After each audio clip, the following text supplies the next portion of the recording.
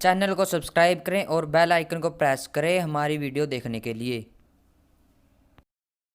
और मुझे जितेंद्र जी याद है कि उस समय मैं, अब पुरानी बात है इसलिए मैं कह सकता हूँ कि मेरे पास इसकी खबर आए। उस समय मैं directorate general of military intelligence में था और मैं म्यांमार के साथ डील कर रहा था। ये मेरे पास ये इसके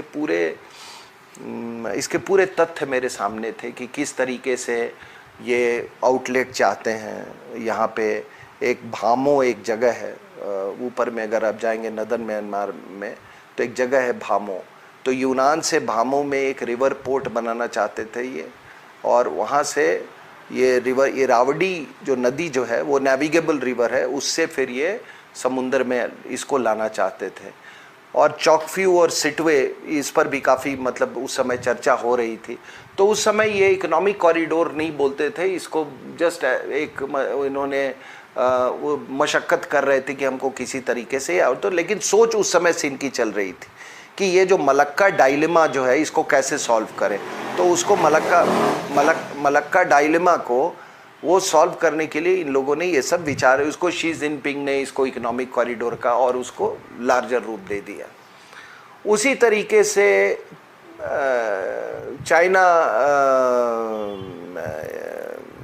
चाइना बांग्लादेश का कॉरिडोर, अब देखिए चाइना पाकिस्तान इकोनॉमिक कॉरिडोर में अभी हो रहा है, उसके बाद चाइना बांग्लादेश इकोनॉमिक कॉरिडोर जो लुंगी वैली नहीं है वो मैं उसको बोलता है चाइना चुम्बी चिटागोंग। तो उनका था कि ये जो कॉरिडोर है इसको सीधे हम बे ऑफ बंगाल में ले जाएं, इनसे चिटागोंग ले लें हम, या कोई और पोर्ट जैसे सोना द्वीप है, कोई पोर्ट है वहाँ अपना ये करके वहाँ से हम डायरेक्ट ये हो जाए। तो डोकलम जो हुआ ये उसी का हिस्सा था, जिसको आप चाइना बांग्लादेश इकोनॉमिक कॉरिडोर कहेंगे, ठीक है ना। उसके बाद ये आपको मैं ये भी बता दूं कि चाइना बांग्लादेश इकोनॉमिक कॉरिडोर बनने के समय में उसके संदर्भ में जब ये डोकलाम हुआ, डोकलाम के पहले इन्होंने करीब 100 जो टॉप लीडर्स है उसके साथ ये शी जिनपिंग ने सलाह की, और सलाह करने के बाद ये डोकलाम क्राइसिस हुआ कि किसी कि ये बस था कि हिंदुस्तान, देखो एक हिंदुस्तान ही एक ऐसा देश है पूरी दुनिया में, अगर आप पूरा वर्ल्ड मैप देखें, जो कि पूरे इनके बेल्ट रोड इनिशिएटिव को पूरा अपसेट कर सकता है।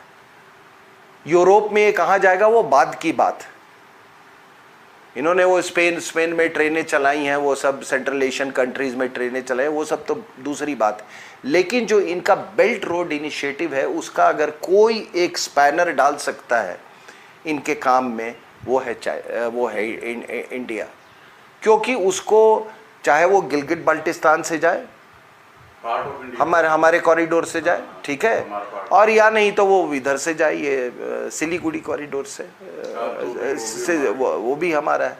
तो ये बेल्ट रोड इनिशिएटिव, तो इनको बड़ी परेशानी हुई कि ये अपने आप को, वो कहते ना एक अंग्रेजी में एक वर्ड है अपस्टार्ट, जब नया नया पैसा आता है ना, वो आप देखते हैं ना, जब किसी के पास नया पैसा आता है तो वो इतनी मोटी चेन पहनने लगता है, वो बड़ी सी गाड़ी वो सर, और वो म्यूज़िक सिस्टम अपना गाड़ी में पूरे फुल वॉल्यूम पे वो बजाना शुरू करता है। चाइनीज़ का वही है, ये अपस्टार्ट हैं ये लोग।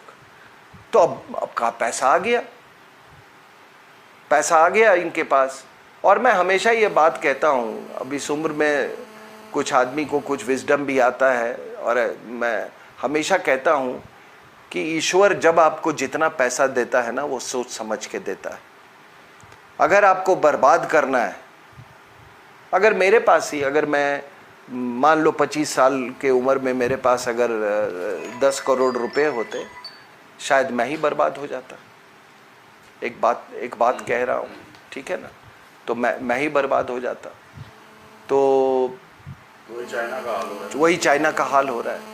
तो इनको लगता है कि ये जो है ये ऐसे नहीं मानेगा ये इंडिया, तो इसको, तो इन्होंने फिर क्या किया। अब देखिए 3 सेक्टर है हमारे, जो तिब्बत के साथ बॉर्डर है, मैं तो चाइना के साथ बॉर्डर कहना बंद कर दूंगा, जो हमारा तिब्बत के साथ बॉर्डर है जिसको चाइना ने ऑक्यूपाई किया हुआ, उसको 3 सेक्टर में आप देखें, ईस्टर्न सेक्टर, सिक्किम वाला वो सेक्टर, उसके और जो जिसकी बात हमने की डोकलम की, ईस्टर्न सेक्टर, सेंट्रल सेक्टर और फिर वेस्टर्न सेक्टर। तो सेंट्रल सेक्टर में वेस्टर्न सेक्टर में तो आप देख रहे हैं जो गलवान में हुआ, ईस्टर्न सेंटर में आप देखा जो गलवान में वो डोकलाम में हुआ, और सेंट्रल सेक्टर में इन्होंने नेपाल को चुना है। सेंट्रल सेक्टर में हमारा कोई झगड़ा नहीं था इनके साथ, तो इन्होंने झगड़ा को क्रिएट करने के लिए इन्होंने जो कम्युनिस्ट पार्टी है उसको नेपाल को ये करवाया है। तो China Pakistan economic corridor, China Nepal economic corridor, China Bangladesh economic corridor, और आपको खबर आ जाएगी 2-3 दिन में कि इनका म्यांमार के साथ भी प्रॉब्लम होगा, इससे ये इकोनॉमिक कॉरिडोर को लेके। तो ये पूरा ये जो है ना, ये बेल्ट रोड इनिशिएटिव का ये मामला है। तो ये देखिए, ये जो बुनियादी कारण जो है वो यही है। अब आप पूछेंगे कि ये जो पुश एंड शव, ये धक्का मुक्का जो हमारे यहाँ हुआ, क्या हुआ, कैसे हुआ, हमारे आपने कहा कि हाँ जी, हमारे 20 हुए, उनके 43 ये हुए, वो तो उनके फिगर्स तो वो खुद नहीं बोलेंगे, वो आपको तो कुछ नहीं उनके बारे में पता चलेगा, उनके कितने बच्चे उनको खुद नहीं मालूम है शायद, ठीक है ना। नॉर्मल चाइनीज को बीवियां कितनी है, इट्स वेरी कॉमन, मतलब मिस्ट्रेसेस रखना वहां पर बहुत कॉमन चीज है। माओ से तुंग की कितनी बीवियां थी अब देख लेना ये करके। लेकिन अब वही कम्युनिस्टों के लिए वही भगवान है भाई, तो हम क्या कर सकते हैं उसको। तो ये आपको कभी फिगर्स किसी चीज़ के बारे में आपको चाइनीज़ का मिलेगा नहीं, लेकिन कई सोर्सेस से अब पता चल रहा है कि उनके 43 तो कम नंबर है। मैं भी बिहार रेजिमेंट का हूँ बेसिकली, हमारे भी कुछ सोर्सेज हैं, मैं भी उस एरिया में रहा हूँ, ठीक है। तो मुझे भी तो कुछ, मेरे भी तो कुछ इनपुट्स होंगे। ये 43 तो मैं बाद में मतलब जो कंफर्म्ड है कई सोर्सेज से, इससे कहीं ज़्यादा हो सकते हैं। 7-8 के तो सर जो है वो ये नेक से लटका हुआ था, हमारे भी जवानों ने। बिल्कुल। अब ये जो लोग कह रहे हैं कि आपने कुछ सवाल उठाया है, ये कुछ राजनीति नेता ने, कि बिना हथियार और इसके क्यों आपने गया, ये मैं इसका भी आपको एक इसकी पूरी बैकग्राउंड आपको देता हूँ कि है क्या और हुआ क्या। तो देखिए, ये 93 में एक एग्रीमेंट साइन होती है दोनों देश के बीच में। उस एग्रीमेंट में वो तमाम 5 सिद्धांतों पे, 5 प्रिंसिपल्स पे होती है कि भाई हम एक दूसरे के सॉवरेनिटी को रिस्पेक्ट करेंगे, हम टेरिटोरियल इंटीग्रिटी को रिस्पेक्ट करेंगे, हमारा एक दूसरे के अफेयर में नॉन इंटरफेरेंस होगा, हम पीसफुली को एग्जिस्ट करेंगे। 93 में ये एग्रीमेंट साइन होती है। अब ये 96 में इसी को जमीनी रूप दिया गया, इसको एक प्रोटोकॉल दिया गया कि ठीक है, शांति से तो हम रहेंगे, लेकिन कैसे रहेंगे शांति से बॉर्डर पे। तो उन्होंने कहा, इसको इस तरह, मैं इसको थोड़ा सिंप्लीफाई करके कहता, 96 में ये तय हुआ कि ठीक है कि लाइन ऑफ एक्चुअल कंट्रोल पे ना बंदूक ना बारूद, नाइदर गन्स नॉर एक्सप्लोसिव्स, और उसमें इन्होंने कहा कि ये 2 किलोमीटर के उसमें कोई फायर आर्म्स इस्तेमाल नहीं होंगे, दोनों अपनी क्षमताओं का इस्तेमाल नहीं करेंगे। 2005 में मनमोहन सिंह ने इसको रिएटरेट किया, इसको 2006 वाले एग्रीमेंट को, तो उसमें था कि न बंदूक न बारूद, ठीक है। और टू बी फेयर कि उन्होंने भी कभी बंदूक और बारूद का इस्तेमाल नहीं किया, तो हमने भी नहीं किया, हमने भी नहीं किया।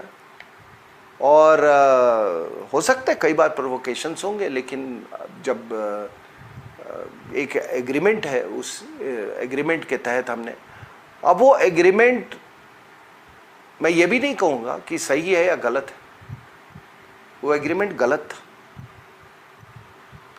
कि जब आप कहते हैं कि एलएसी के परसेप्शन अलग अलग हैं, तो फिर ये 2 किलोमीटर वाला कैसे फिट बैठता है उसमें? तो ये पूरी एग्रीमेंट का वर्डिंग ही गलत है। समझ रहे हैं आप मेरी बात? एक उस दिन मैं उस पे था टाइम्स नाउ पे, तो उन्होंने जनरल शकेटकर को बुलाया था। वो जब एमओ डायरेक्टरेट में थे, तो वो पूरा जब ये बन रहा था एग्रीमेंट, तो इन्होंने ऑब्जेक्ट किया था इस बात पे। उन्होंने कहा था कि इसको वर्ड एग्जिस्टिंग, आप एग्जिस्टिंग डालिए। तो कुछ एमईए वाले जो थे उस समय, वो अंग्रेजी के बारे में कुछ उनको मतलब हवाला देकर उसका इनको थोड़ा नीचा दिखाने की कोशिश की इन्होंने। ये इनकी बात नहीं सुनी गई। आज अगर वो होता कि एग्जिस्टिंग एलएसी की, तो फिर बात आ जाती कि ठीक है, तो बताओ एक्चुअल अलाइनमेंट क्या है एलएसी का? 2 किलोमीटर हम नहीं आएंगे, 2 किलोमीटर तुम नहीं, न बंदूक न बारूद, ठीक है। आज वो स्थिति होनी भी नहीं, ये स्थिति होने नहीं। लेकिन हमारे यहाँ क्या है, देखो हम लोग तो कुछ मामलों में बहुत गुलाम देश है। 60 से 70% एनर्जी, शक्ति जो है हमारे कुछ ब्यूरोक्रेट्स का और कुछ स्पेशली डिप्लोमेट्स का, वो अंग्रेजी भाषा को हैंडल करने में जाता है। अच्छा, ये बोझ जापानीज के ऊपर नहीं है, रशियंस के ऊपर नहीं है, चाइनीज के ऊपर नहीं, किसी के वो ये बोझ नहीं है। ये इतना बड़ा बोझ लेके ये करते हैं, और उसी का ये कारण है कि आज ये एग्जिस्टिंग वर्ड अगर उस समय इस्तेमाल हो गया होता, तो आज हालात कुछ और होते। तो ऐसे समय में ये जब बात हुई, ये उस एरिया में आए थे, वहाँ से ये इनको कहा गया भाई आप जाइए यहाँ से। चले गए तो कहीं मेरी जो अपनी खबर है, फिर इनसे कहा गया कि भाई देखो जाके वाकई में ऐसा तो नहीं है कि रात में आके ऑक्यूपाई कर लें। फिर तो वो उस मन से लोग गए थे कि अगर भाई एक तो वो जो ना गोली ना बारूद वाली जो बात जो है वो सर, तो ये वहाँ पे गए, तो अगर वो होते तो उनको कहा जाता कि भाई वापस जाओ यहाँ से। अब उन्होंने मारपीट शुरू कर दी। मारपीट शुरू की तो थोड़े देर जब ये चला, काफ़ी घंटे चला है ये मारपीट। अंधेरा था, और ये लोग जो बकवास करते हैं ना, वो 14,000 फीट पे वहाँ पे जिस एरिया के में, रात को टेम्परेचर -20 से ऊपर हो जाता है। अंधेरे में क्या है कि कोई भी, आपने देखा है ना राइफल के आगे बेनेट होता है। बेनेट किस लिए होता है? बेनेट होता है क्लोज क्वार्टर कॉम्बैट के लिए, समझे कि नहीं? CQB बोलते हैं उसको, क्लोज क्वार्टर कॉम्बैट। रात के अंधेरे में जब गुत्थम गुत्थी हो रही है, तो आप किस पे फायर करोगे? आप फायरिंग का एक टैक्टिकल तरीका होता है। एक हमारे यहाँ वो होती है IFF, आइडेंटिफिकेशन फ्रेंड दुश्मन है या ये। पूरे आपको यम कपूर वॉर का आप देख लीजिए, कितने लोग केवल फ्रेंडली फायर से मारे गए। ये पठानकोट एयर बेस में जब ये हुआ है हमला, तो उसमें फ्रेंडली फायर से भी लोग गए थे, क्योंकि रात के समय में IFF बहुत मुश्किल होता है, तो आप कैसे गोली चलाएंगे? एक वो भी कारण रहा होगा। तो अब कोई भी हमारा जो देशभक्त होगा वो कहेगा कि भाई हमारे जवानों ने, अब ये मालूम है ये नहीं हमें अपने जवानों पर पूरा भरोसा है। अगर आपको भरोसा है तो आप इतनी गंदी बातें कैसे कर रहे हैं आप?